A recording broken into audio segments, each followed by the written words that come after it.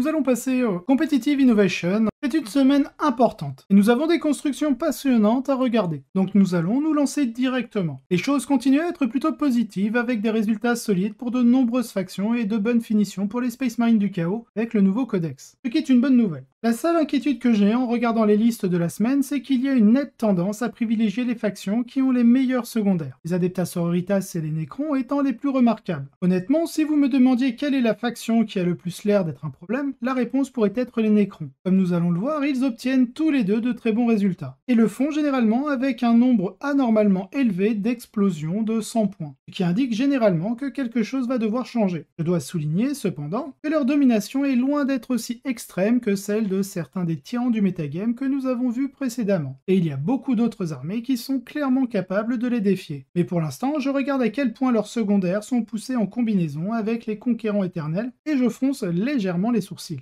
Donc nous passons au premier event, le Frontline Gaming Lone Star Open 40K Champs 2022. Oui, c'est un très long titre de nom de tournoi. Donc quand même 207 joueurs, donc impressionnant. Il s'est joué en 6 rondes et je présume, vu le nombre de joueurs, qu'ils ont fait un cut sur le top 16. Alors on a une petite note avant. Cet événement utilisait des terrains placés par les joueurs. En outre, je dois noter qu'en raison d'une décision prise puis annulée, le match de 4e tour entre les joueurs de 4e et 5e rang de cet événement ont été considérés comme un match nul. Le gagnant de leur match aurait été en compétition pour une première place. Pas trop compris. Mais ok, une bonne info. Donc la mission c'est Abandonned Sanctuary. On a Necron contre Necron. Alors on va voir, donc le Necron de Gavin. On a une première patrouille avec l'Illuminor Zerat, avec Enduring Will, donc c'est moins 1 dégât. En troupe, on a 20 guerriers Necrons. En élite, on a 2 unités de 5 Scorpec. En soutien, on retrouve 2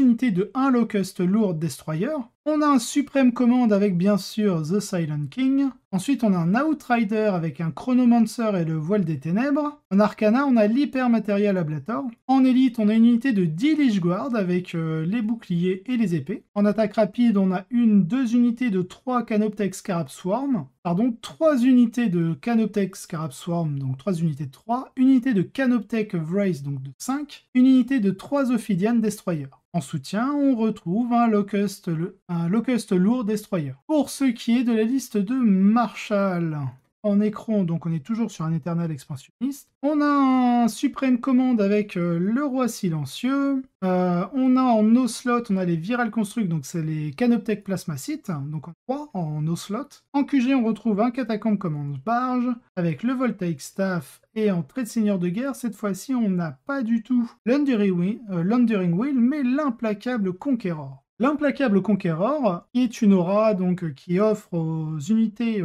bases 6 pouces de votre seigneur de guerre une reroll pour la charge. Ça semble être très intéressant si on joue une armée avec énormément de mêlée. Vu la mobilité de la catacombe, c'est pas plus mal. C'est plutôt même bien trouvé. Ensuite, en QG, on a l'Illuminor Zerat. En élite, on a un Canoptech Reanimator. Une unité de 10 Lich Guard en épée bouclier, une deuxième unité de Lich Guard, donc 10 Lich Guard en épée bouclier. Ensuite, on a une unité de 6 Scorpec Destroyer et 2 unités de 3 Scorpec Destroyer. En attaque rapide, on retrouve une unité de 4 Canoptech Scarab Swarm et une unité de 6 Ophidian Destroyer. Enfin, pour finir en soutien, on a un Locust Lourd Destroyer. Un miroir Necron sur la table d'un super major. Quel monde! Ces deux listes sont sur la vision Noctane du plan éternel expansionniste, ce qui signifie qu'elles veulent utiliser le volume de corps objectif sécurisé auquel elles sont axées pour dominer le primaire et marquer rapidement leur secondaire. Tous les deux ont des unités de mêlée plus robustes pour résoudre les problèmes, tous les deux ont le Roi Silencieux comme pièce de domination en milieu de partie, et tous les deux ont mon petit Illuminor Zerat pour renforcer leurs unités de haute qualité. Alors qui gagne quand ils s'affrontent? En général, le but de ce jeu est d'épuiser la qualité des unités de l'adversaire plus vite qu'il ne peut épuiser la vôtre, en engageant le minimum possible pour forcer une réponse, et en essayant d'échanger quand cette réponse arrive. Plus que beaucoup de match-up, le fait de finir avec plus de matériel étant un moyen très crédible de gagner ce match, l'autre façon dont cette partie pourrait tourner serait qu'un joueur fasse un swing avec l'une de ses grosses unités de mêlée et qu'il rate, et qu'un tour de tir à haut niveau d'un camp inflige de sérieux dégâts aux autres Silent King à un moment inopportun. Pour être juste, c'est aussi un jeu où le fait d'être le premier va fournir un très gros avantage, car le joueur qui le fait va bénéficier d'un coup de fouet à son score secondaire, et forcer l'adversaire à s'engager plus lourdement au milieu du plateau s'il veut faire de même. En regardant les listes, je dirais que la plupart de ces facteurs finissent par favoriser la construction de Marshall, simplement parce que plus de ces unités mobiles peuvent réellement se battre. La petite unité Scorpex sont un pari dans certains jeux, mais elles sont excellentes ici, car elles peuvent échanger confortablement sur la charge et peuvent mobbing quelque chose comme les scarabs avec facilité. La grande unité d'Ophidiens se marie également très bien avec les Wraiths en tant que menace itinérante, car leur moins un touché en mêlée est un gros problème s'ils finissent par se battre. Les blocs de Lychguard sont aussi les unités les plus susceptibles de provoquer un rebond terminal d'un côté ou de l'autre. Et Marshall en a deux. Les guerriers peuvent également absorber une charge, mais à moins qu'ils ne soient sur l'objectif du milieu à un moment donné, ils ne feront pas de réels dégâts sur un swingback, alors que les Lychguard le feront, ce qui est plus important. L'autre chose que Marshall a pour lui, ce sont les 3 plasmacites. Bien qu'ils ne puissent pas agir, ils peuvent tenir les objectifs et ne doivent rester qu'à 6 pouces d'unité de destroyer, parce qu'ils sont objectifs sécurisés. Cela signifie qu'ils peuvent se déplacer sur un objectif en tant que sacrifice très bon marché. Et ensuite, les destroyers qui se cachent à proximité peuvent rouler tout ce qui vient pour les déplacer. La liste de Marshall n'est pas la seule cette semaine où les plasmacites peuvent remplir ce rôle. Et je soupçonne fortement qu'il pourrait être l'une des choses qui finissent par avoir besoin d'un ajustement. Ils devraient probablement fonctionner de la même manière que les mines de sport et ne pas être capables de tenir des objectifs. Mais ne pas compter non plus pour les objectifs de mort opposés comme un compromis. Cela ne veut pas dire qu'il n'y a rien pour aider Gavin. Il peut faire opérer le Blob Warrior sur l'objectif du milieu, cela va demander une réponse rapide, car c'est la seule chose de chaque côté qui bénéficie d'un double comptage des conquérants éternels, et qui est assez durable en plus. 3 locusts lourds qui tournent autour du barrière lui donnent aussi plus de chances de faire des dégâts à distance sur le roi du silence, ce qui oblige Marshall à être un peu plus prudent que Gavin. Mais cela ne semble pas avoir été suffisant. Marshall a pu remporter le match avec un score maximal, son 5e du week-end, ce qui n'est pas rien. Donc on a 100 points à 58 pour la liste de Marshall. Donc la liste de Marshall, c'est la deuxième liste qu'on ait lue, il me semble. Ça c'est Gavin, voilà, ça c'est Marshall. Donc nous retrouvons à la première place Marshall Peterson avec ses Necrons. La liste de Marshall est un bon exemple de l'archétype, et comme nous l'avons vu dans le showdown, elle est bien adaptée à la possibilité d'un miroir. Bien qu'il y ait moins d'unités rapides comme les scarabées, un plus grand nombre d'unités de cette armée peuvent réellement faire quelque chose en cas de combat, qui permet de faciliter les échanges dans les miroirs et d'infliger plus d'attrition à d'autres adversaires, ce qui en fait une construction très puissante. Félicitations à Marshall. En deuxième place, nous retrouvons Brad Townsend, avec ses Thousand Sons, qui sont undefeated aussi. Au niveau de la liste, en Oslot, donc on est sur un bataillon. En Oslot, on retrouve le Sorcerer à Doomball, Temporal Surge, Aether Stride, ça c'est le trait de seigneur de guerre. Il a le haut acolyte, il a un Bolt Inferno et les Loyal Trap. En QG, on a Harryman avec le Glamorous Cinch, le Présage, le Weaver of Fate et il est sur disque. Ensuite, on a un Exalted Sorcerer avec le Cinch Firestorm, la Doombolt, l'Aethenian Scroll, donc qui est la relique qui permet de comboter avec le Cinch Firestorm. Donc il est sur disque, il a un Bolt Inferno, il a le trait de Seigneur de Guerre Master Misinformator qui lui permet de redéployer des unités, et l'amélioration donc de Reati qui lui permet de lancer un 3e sort. Enfin, pour finir les QG, on a un Infernal Master avec la Temporal Manipulation, le Diabolique Savant, le Maléfique Maelstrom et la relique Umbraléfique Crystal. En troupe, on retrouve 1, 2, 5, 2, 5, 3, 4, 5. Donc on retrouve 5 unités de 5 rubriques Marines. Ils ont tous l'icône de flamme pour apporter un 2e point de cabale. La première unité et la deuxième unité sont en Empiric Guidance. On a un Inferno Bolt Pistol sur l'aspirant sorcier. Ouais, bon, ça c'est gun. Et surtout, on a un Soul Reaper Cannon sur les deux mêmes unités. Donc le Soul Reaper Cannon, hein, quand vous jouez contre des hordes, ça peut être utile. Parce que vous pouvez utiliser un stratagème qui permet de tirer 2 fois avec le Soul Reaper Cannon. Et vu la saturation que ça amène, plutôt intéressant. Ensuite, on a 2 unités de rubrique Marines avec le Pyrrhic Flux, équipés tous de lance-flammes. Et enfin, la dernière unité de rubrique Marines, elle a la Temporal Surge et elle est aussi équipée de lance-flammes et d'un canon Soul Reaper. D'unités hybrides. Et enfin, en dernière troupe, on retrouve des cultistes. En élite, on a le traditionnel double unité de 10 Terminator Scarab Occulte avec Les équipements classiques. Ah non, on n'a pas les Soul Reaper Cannon dans celle-ci. Bon, on garde quand même les Hellfire Missiles, les Stormbolter, les Kopesh. Au niveau donc des améliorations, on a la première unité en ardent automata pour l'action tir, la seconde à le protéger, et au niveau des pouvoirs psychiques, on a le Temporal Surge sur la première unité, et la deuxième donc qui a le protéger à présage et Temporal Surge aussi. Double Scarab Duplicité n'a pas vraiment besoin d'introduction. Il y a quelques modifications par rapport à la version standard qui sont utiles dans le metagame actuel. Plus précisément, plutôt que d'apporter des choses comme des spawns, presque tous les points en dehors des Terminators et des personnages sont déversés dans les rubriques, dont 3 unités ont des Warp Flammers. La menace de les voir se téléporter retire quelque chose est très réelle, et particulièrement bonne dans les matchs contre les Nécrons et les Sœurs, où les armes sont très efficaces pour éliminer certaines de leurs unités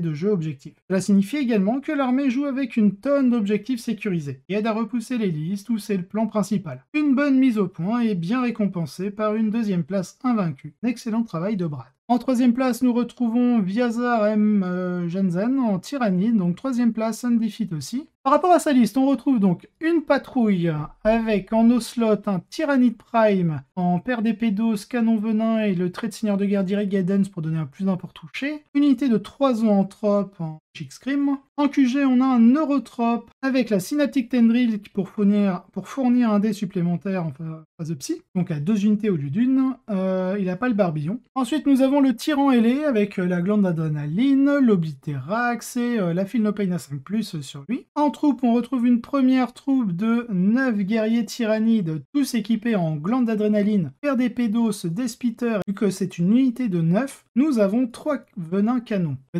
Ensuite, on a une deuxième troupe de guerriers tyrannides, cette fois-ci de 5 guerriers tyrannides, avec tous des griffes tranchantes, 4 Despitters et un Barbette Strangler. Donc clairement ici, on a une unité de guerriers tyrannides faite pour impacter les armées de Horde, parce qu'ils ont une saturation aussi bien au tir qu'en mêlée, assez extrême. En élite, on retrouve 3 Venom Tropes pour profiter du -1 touché. En soutien, nous avons un 2 unités de Carnifex. Une première composée de 2 Carnifex avec l'amélioration de la CT à 3+, le canon venin lourd évidemment, et les armes classiques des Carnifex. L'unité de 1 Carnifex est équipée exactement de la même manière. Du côté des volants, nous retrouvons 2 harpies, le tout en canon venin lourd. La première a l'amélioration de monstre de l'invulnérable à 4+, avec le Dermic Symbiotis, et la dernière est en synapse avec le Synaptic Enhancement. Léviathan Good Stuff, c'est toujours bon. Cette liste dispose d'une puissante boîte à outils de machine à tuer. Rend la vie de l'adversaire très difficile avec les mines spores, il n'arrive pas à tuer les harpies, et dispose d'une grosse brique durable de guerriers objectifs sécurisés lorsqu'il faut se battre pour les objectifs. En quatrième place, nous retrouvons Kevin McCormick avec ses Chaos Knights qui sont invaincus mais avec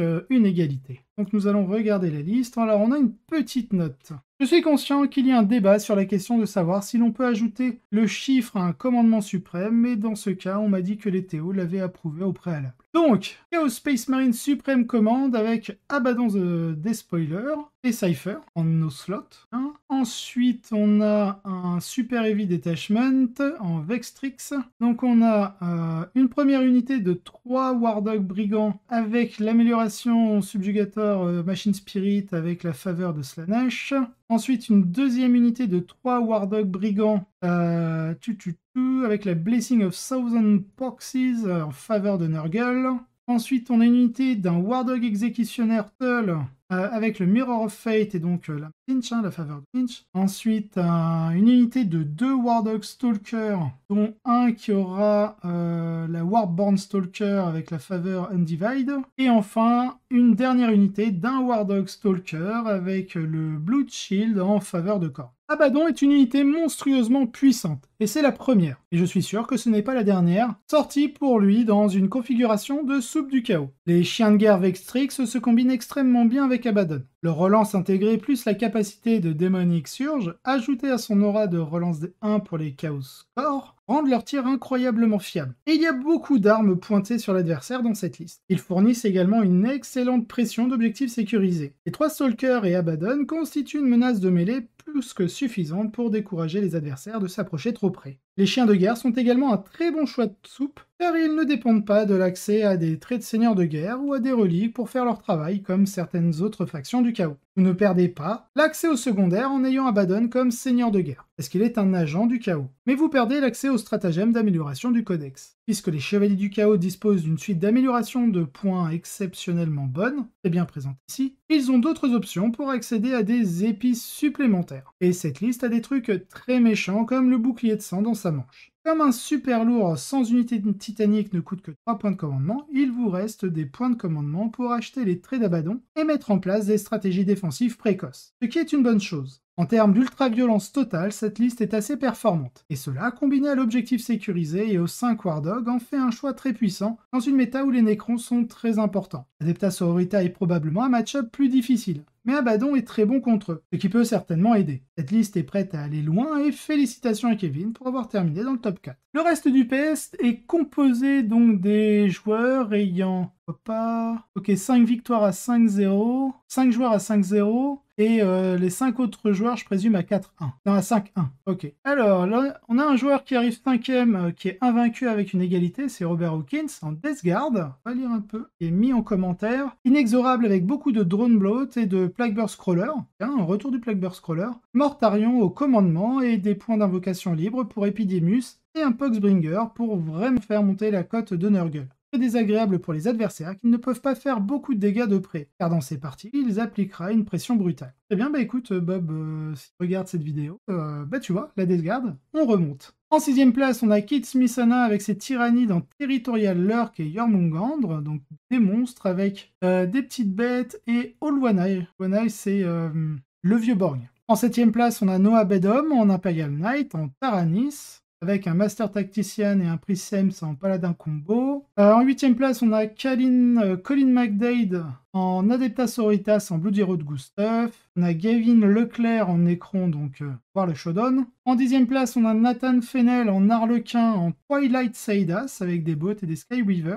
Je ne serais pas surpris qu'à l'avenir, on voit un peu plus régulièrement soit des Twilight, soit des Dark, contrairement au Light. Mais je pense que Light sera toujours majoritairement joué. Je ne serais pas surpris qu'on en voit un peu plus. En 11e place, on a Justin Moore en Adeptus Mechanicus avec la cohorte vétéran de Mars avec des Rustalker et des Iron Strider. En 12e place, on a Cody Says avec des Necrons en Silent King et Eternal Mist. Par contre, il joue un Deceiver et un Void Dragon. Une version que j'aime beaucoup, Deceiver Void Dragon ou Deceiver...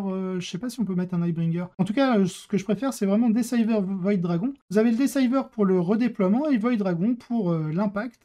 Et des Doomsize, ça pareil, Doomsize avec le Silent King, c'est vraiment insane en termes de mécanique. Dommage qu'il n'ait pas fait mieux, mais déjà un top 12 sur 200 joueurs, huge comme classement. En 13e place, on a Russell Tassin en Black Legion. Alors, on va lire un peu le commentaire. Le maître de la Légion Noire est de retour avec Abaddon, une grosse brique de Terminator et d'élus, ainsi que quelques méchants personnages. Il est arrivé invaincu au dernier tour et a perdu de justesse contre les tyrannides de Viazar. 14e place, on a Jason Manning avec des tyrannides. Là, on est sur un board contrôle heavy Léviathan avec beaucoup de guerriers et quelques Raveners, plus quelques monstres en backup. On peut peut-être imaginer soit du Tyrannofex ou de l'Exocrine. Pourquoi pas du Carnifex. En 15e place, nous avons Nicolas Henry en Necron avec Double Octane, Silent King en expansionniste Gain avec des Vrace, Corpec, Tombblade. En 16e place, on a Nick Toomey en Adepta Sororita, Bloody Rose Good Stuff. En 17e place, on a Timothy Travers en Chaos Knight, en Ooze Cometis. Là, je vais lire parce que Cometis, absolument pas. Enfin, c'est vraiment pas une maison qu'on voit régulièrement. Les grands chevaliers de la maison Cometis et les chiens de guerre de l'Infernal Dreadblade font équipe avec une unité de carnivores de Cometis également en jeu pour utiliser les chiens d'encerclement si nécessaire. En 18e place, on a Cody Ostlutter. Si je Ostlutter. Cody Ostlutter.